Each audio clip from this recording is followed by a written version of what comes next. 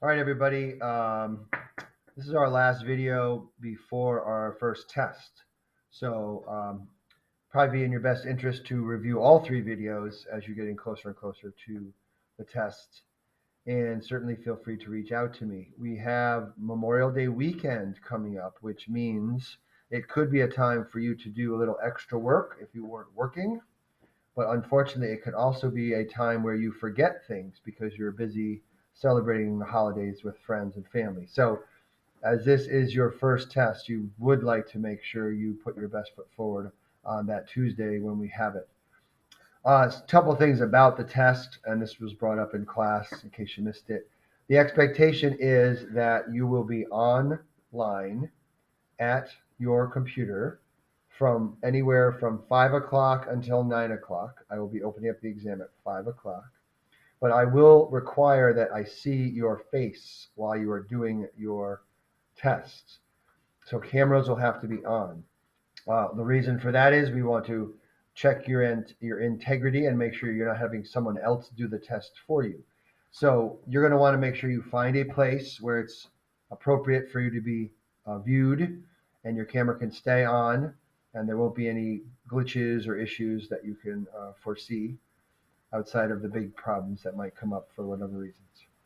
Um, the test will be 53 questions, and you can jump around from question to question. You don't have to start on the first question. You can jump around. Um, my suggestion is to jump around and get all the questions right that you, or try all the ones you know how to do, and then go back and kind of work through the ones that you don't, or at least aren't sure about. Okay? Now, right in front of you, I also have something from Canvas. This is your view in Canvas, and this is the week of the exam. And it does show you a couple things. There is, in fact, a practice exam. And if you open that up, it is a way for you to go through and take a test that's going to look very similar to the test that you had. It is also a way to go to this practice exam button. And if you hit it, you can download it.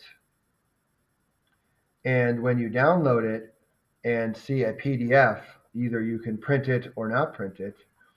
You have options here to look at this PDF. And this PDF has 78 or so questions, one after the other, that are very much in line with your exam. And you can go through all questions. You can go through some of the questions. You can skip around. If it's on a piece of paper, obviously, you can write down or you can take it away. And if you go to the very bottom of this particular test, after the questions in the 70s, it'll actually start to tell you the answers of each question all the way to the end. So it just gives you an answer key and an actual practice exam. This allows you to get a good feel as to what kind of questions we would be asking you. There are not 78 questions on the actual exam, or 75, excuse me. Turns out that there's about 53 parts. So that's a positive. Okay, because some of these questions out of the 75 are double or triple answers. All right, so I'd like to jump into the lesson portion of last night's homework, and it is on a page that I'm going to show you in 1 second. But first, go back to our syllabus right here. And if you notice on the syllabus, there are in fact several weeks that we are in that we want to make sure we understand where we are.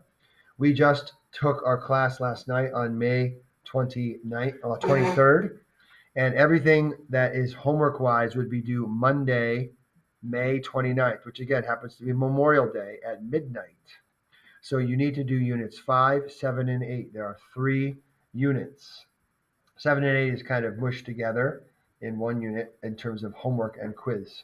So you will owe me the 2 units homeworks, the 3 units homeworks, the 3 units quizzes, and you want to start studying for your test because your test is actually on, like we said, May 30th, the Tuesday. And that right there on your syllabus, it tells you which sections your test is on.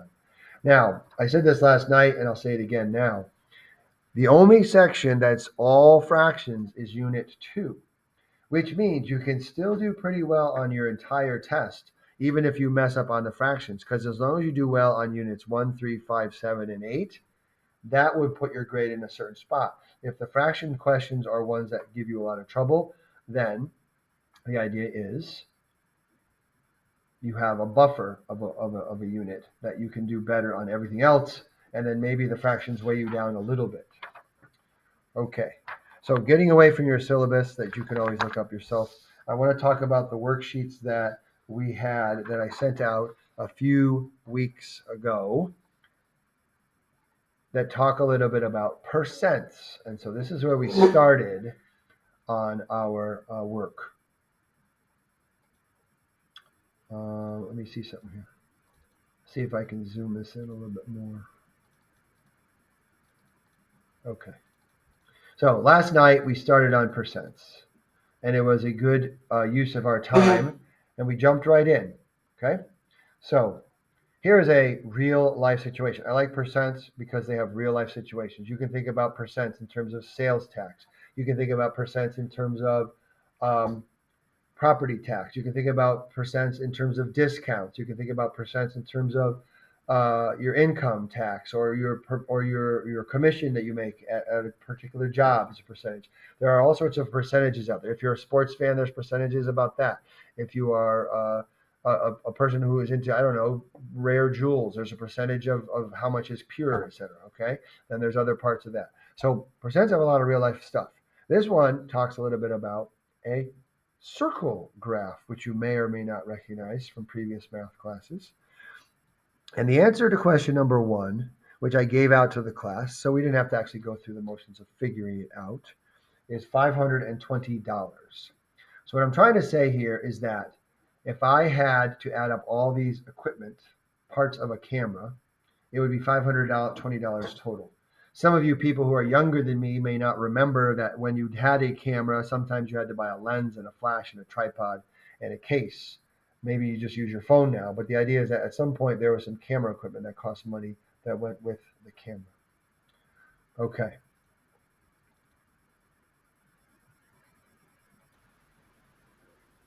Okay. So I did pause that video for a second. I don't know if you noticed, but I did pause it. So now we are going to be talking about the camera equipment and everything that goes along with that. So the questions that are asked in 2, 3, 4, 5, and 6, and 7, all of those questions start with what percent, what percent, what percent, what percent. Okay? So when we're doing a percent question, one of the things that helps out quite a bit is getting used to using it as a proportion. And when we do percent questions, the percent always goes over 100. And on this side, we talk about a part or a whole amount. Okay? So here in MyMathLab, when you start doing the percent questions, not only are you going to have to answer them in detail, sometimes they ask you just to do the setup. And if they ask you to do the setup, now we have a way to set it up. Okay?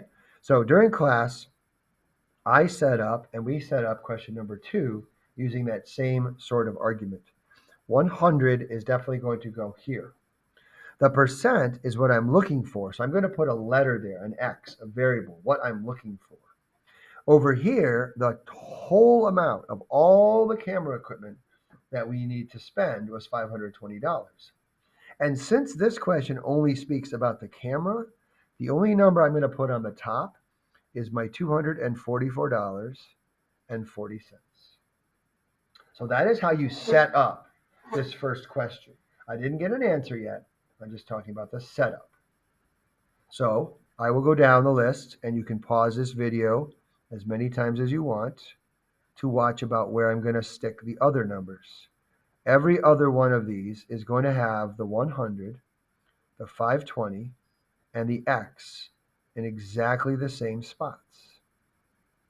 But the thing that's going to change as you go down the list is what we're talking about. This one says camera case. So camera case, flash, wide angle lens, and tripod. So there are our setups for every single one of those. I didn't set up number 7. I'm going to talk you through that one in a minute after we finish this. The setups are complete. Now, how do you solve a percent question? How do you solve any one of these ratios and proportions that you have? One of the ways to solve these, or the way that I think to solve these, is to recognize that there is always two numbers on a diagonal and one number left over. So what you're going to do to get the answer for this is you're going to do your 100 times your 240, 440, stop, hit equals, and then divide the whole thing by the 520. So you're going to multiply the numbers on the diagonal and divide by the number on the 520. This one, we're going to multiply the two numbers on the diagonal and divide again by 520. This one, multiply and then divide by 520. So what I had the students do last night was give me a couple answers to each one. The answers I will write down, but you can certainly pause the video if you need to do that multiplication and division and see how it all works out. And I'm going to write down the final answers for each. And there is no rounding that needs to be done. And you should be okay with that set of 5 answers. Okay. So while you have that working on that, or now that we're done working on that, we would want to take a peek at what is next. Notice each of these percents is a non-rounded needed number. They all came out nice. We talked yesterday about what if we added up all of these 5 answers? What if we added up every answer that I'm circling? What if we decided to add everyone up? It would turn out to be 100%, which I hope makes some sense because the only slices of our camera case have 5 slices. So I need to work on adding them all up because it has to be 100%. There's no other way it can be. There's nothing missing. So you have an option right there to add those up just to double check. Okay. Now, I also like to talk a little bit about the bottom 4 or 5 or 6 things that are on this piece of paper. That's going to be a little different than what you did to get your answers for all the rest, because I think it's a good way to solidify everything that is happening with percents. So at the bottom, it says the measure of space made by A to O to B. A to O to B is this area of the circle, this angle that is produced by the circle graph so that it shows that the camera has the largest percentage and it's the most expensive. So my angle here is going to be a big angle compared to the other angles. And as a percent question, we are going to get ready to set it up like I have set up all the others, except a little differently. So number 1, the 100 goes in this spot because that is given. And instead of 520, I'm going to put 360 in that spot because that circle is in fact 360 degrees. So I'm looking for a degree measure of the angle that is formed here inside the circle graph, and the whole circle is 360. So the answer I'm looking for is going to be something part of 360. And notice, that's where I put my x this time. That x is in a different place. And then we went through what number would possibly go on top, because I need a number on top. Someone from the class said 240, 440. Someone from the class said 520. Someone eventually from the class recognized that the number that needed to go on the top was the 47 that came from my previous answer above, because it was 47% of the circle. So pause that as needed as you go through that. Now, BOC is the second largest angle, and it is the angle formed when we're talking about the wide angle lens. So for BOC, we would set up our proportion the same way. We would put our x in the same spot, but we wouldn't use 47%. We would now use 27%, because 27% turned out to be the wide angle lens. COD is the flash, and the flash was going to be the answer we had, which was 11%. Okay?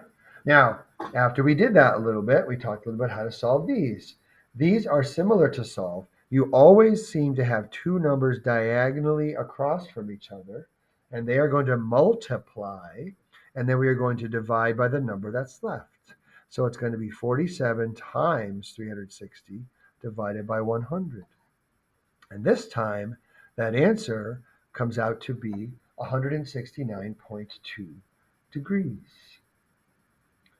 And that, if you understand anything about circles, makes some sense. A full circle is 360 degrees.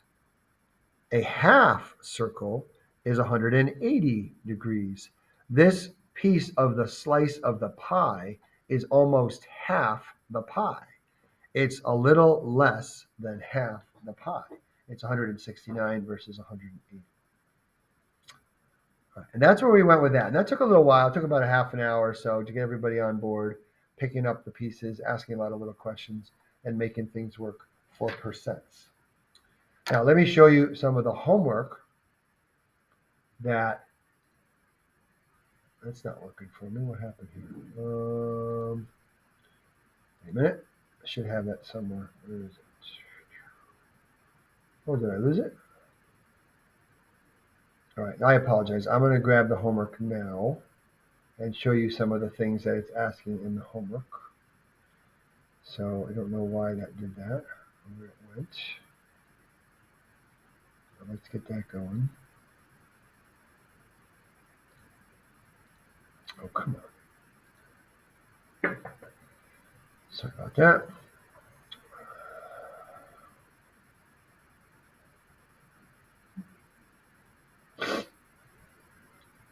All right, so this turned out to be work from units 7 and 8.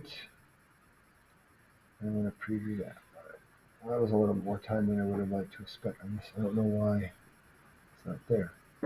All right, here we go, rocking and rolling. So this is the list of homework questions. Now, we don't know answers to the first couple, but I jumped down to question around 8 or 9 or 10.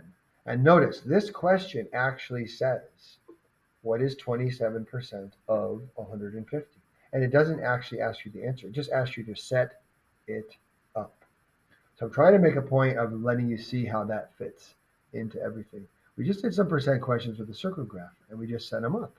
And now we also have some questions where they're looking for an answer, and they're looking for an answer, and they're looking for an answer, okay? And there's some special questions that have different things like that, okay? So this is the homework section here that talks a lot about what we're looking for as percents. There are, in fact, 25 questions, and several of them will be found just by setting it up. You don't even have to know the final answer.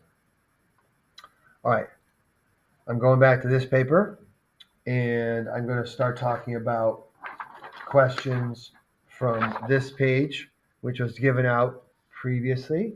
It says Math 125, notes for units 5 and 7 and 8, My Math Lab, page 3. Here is a question that says use a proportion to set up and do not solve. So this is something that we went through as a class. This is a percent question. All three of them are percent questions. 100 always goes in the same place. In this one, the 19's got to go on the top. In this one, the X is on the top. In this one, the 26 is on the top.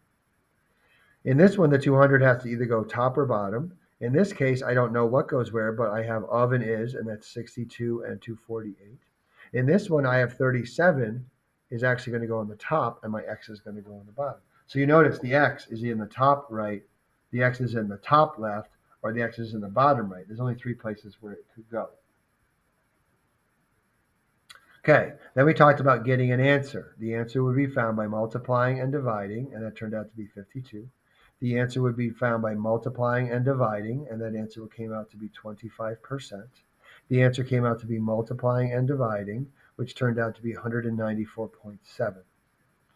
And then we talked about a test-taking strategy in class, meaning, let's say you are very confident that you put the 26 and the 100 in the right spots. And let's say for whatever reason on your test you forgot where the 200 goes, and you have a calculator. You could do both of these answers. The first answer turned out to be 52 when we set it up that way. The second answer came out to be 769.23. And then what I challenged my students last night to do is to talk about it. I bet you've been to a store where there was a 26% off or some sort of a discount. And if you went to a store and the original price of the item was $200 and you were looking for a discount, a $52 discount makes more sense than a $769 discount off a $200 item. So what I was trying to point out to everybody was you have two ways of doing this. Try both and see which way makes the most sense. All right. Now, we also went through one other very specific percent question, and it was at the bottom of this page. And it has to do with this word percent change. And when I talk to my students about percent change, I try to use a mnemonic device or an acronym for do. I like to say to them, how do you do, D-O, do percent change? And you do percent change by doing the difference, which is my D, over the original, which is my O. So do stands for difference over original. Now, this question here says that if we are setting this up and I'm looking for this percent, I am right where I need to be. I need to find out what's on the right-hand side. The difference is 60 minus 40 is 20. That's my difference. That's what that means. And that number goes into the question. Not 60, not 40 there, but 60 minus 40. And then the original amount is going to be my 60 because it originally was at $60 and it has gone down to $40. And then we solve this just like we would solve everything else. And it would come out to be 33.3% decrease. Now you might say, is there a difference if we're doing an increase? No, you're still going to do the difference. Make sure it's the bigger number minus the smaller. And then the original goes on the bottom. I don't need any negative numbers there. Okay, so increase and decrease, how do you do percent change? Right there. That's how you do that. All right. The next thing we did last night was we talked about Unit 5. So we're going to spend a few minutes talking about Unit 5 and how it all fits into the puzzle of everything we just did. Okay. And so Unit 5 has very similar questions. So after I go over this, you can go into the Unit 5, do your homework on Unit 5, and you should be all set. Unit 5 starts off with a colon kind of question, which says 1/2 colon 1/8. And I wrote that down as a 1/2 divided by 1/8. And whenever you see the colon, it means to divide. You're going to be doing some division and making it into a ratio, otherwise known as a fraction. And then we are going to follow the rules of keep, change, flip, which means I keep the first fraction. I change my division thought to multiplication, and I flip my second fraction, which turns out to be 8/2, which turns out to be 4. So if you do a simplify the ratio question, you're going to put the top number divided by the bottom number, and if they're both fractions, it's going to be a fraction divided by a fraction, which means a fraction times its reciprocal, or keep, change, flip. Okay. Unit rate. A unit rate is found simply by writing the ratio down of 4,092 divided by 3. And when you write that down and you answer that question of 4,092 divided by 3, you just do the division. And the final answer is $1,364 per day. Okay, so go back into Unit 5 if you can while you're watching this video, and then see how to answer questions about unit rates. Here's another thing. This one on the bottom should read 12.5 milligrams for every 3 mLs is equal to 23 milligrams for every x mLs. And how would we solve this? We would multiply and divide, just like we've been doing. It's all set up for us. And I believe it came out to be 5.52 milliliters. Now, there were certain people in class who was concerned about the idea that we have milligrams and milliliters and don't we have to convert things. And I said, hold off on that. That'll be next chapter after the test, or maybe a couple after the test. But the idea here is that go with the idea that set it up as a proportion, which is 2 ratios, getting an x in one spot and doing the math to get your answer. And you should be okay for Unit 5 and for the test. Now, we also threw out a question right above that one where we have division and we have fractions. So I wrote it like this. And then I ask everybody, What's going on here? What's different about this one? I had some people notice there was no x. There was no x here. So what are you supposed to do? Well, if I multiply those two, I get 16. If I multiply these two, I get 6. Are they the same? Is 6 and 16 exactly the same? The answer is no. So that's the answer to this question. This choice asks whether this is a yes or no. 6 over 4 is not the same as 4 over 1 because these two answers aren't the same. And you would see that in Unit 5 homework if we had time to show you what the Unit 5 homework was all about over here. Okay? All right. Last part of the video was one more page that I'd sent out from previous classes, and it has everything to do with some of the other questions that we don't see yet on our Unit 7 and 8. Okay? The idea is to take a percent and change it into a decimal. And the notion is that you are going to move the decimal place 2 places to the left in order to make that happen. The decimal place in any percent is between the last number and the percent sign, unless there is a decimal place already listed. And all you got to do is move it over 2 spaces, which gives you a final answer here of 0.34. 0.08, notice, because I moved it over and there was an empty space, and 7.10. Those are the decimal answers to those. Now, I also threw in an added question where I said 5 3/4%, which also means 5.75%. And I want to change that to a decimal, which means I need to move it over 2 spaces, which is 0.0575. Rewind the video as many times as you need to check that out. Now, question number 4 says, I want to change a decimal to a percent. So instead of going to the left 2 places, I'm just going to go to the right. 1, 2, 1, 2, 1, 2. So this answer here would be 56.5%. I moved it over and I added a percent sign. This one here would be 0.23%. because I moved the decimal point over. And this one would be 538%. So in the unit that you have here for changing percents to decimals and decimals to percents, you will see that some of the choices in your My Math Lab. Questions 1, questions 4, other ones that look like that. All right. There was one more section down here at the bottom that was also highly useful when we were talking about chapter or unit 7 and 8. And how this started was I had a given, a fraction, I had a given decimal, and I had a given percent. That's what the G's are for.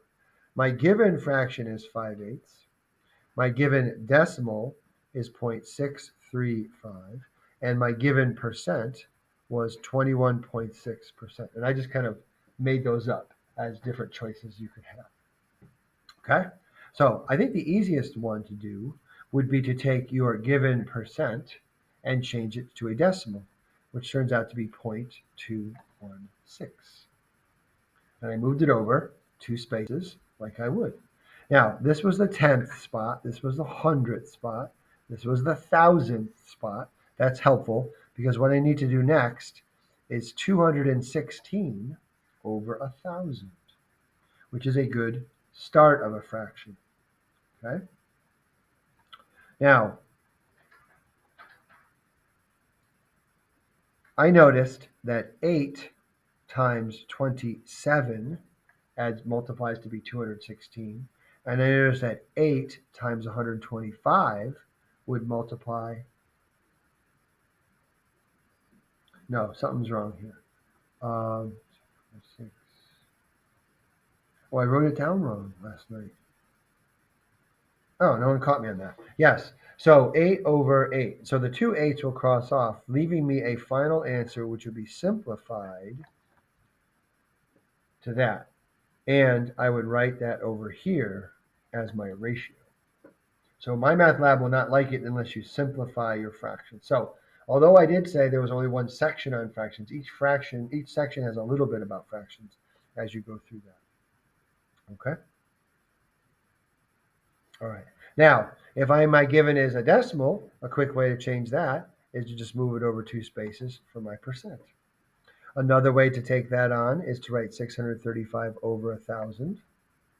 And I'll notice that 5 times 127 and 5 times 200 gives me a ratio, a fraction of 127 over 200, and that is my ratio over here.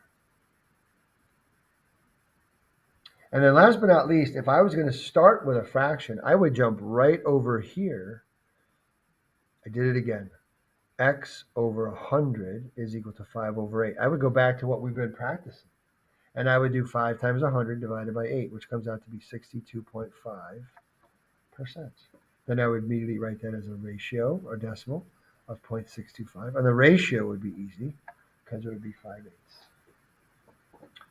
All right. So feel free to watch this video as many times as you need to. Work a little bit extra this week studying for your test. You know that there's homework and quizzes to be done, and you should also be prepared to do a little bit of extra work. Don't forget, you can always find that practice test in the units. And we will see you on Tuesday after Memorial Day weekend at 5 o'clock at the earliest if you want to start your test a little early.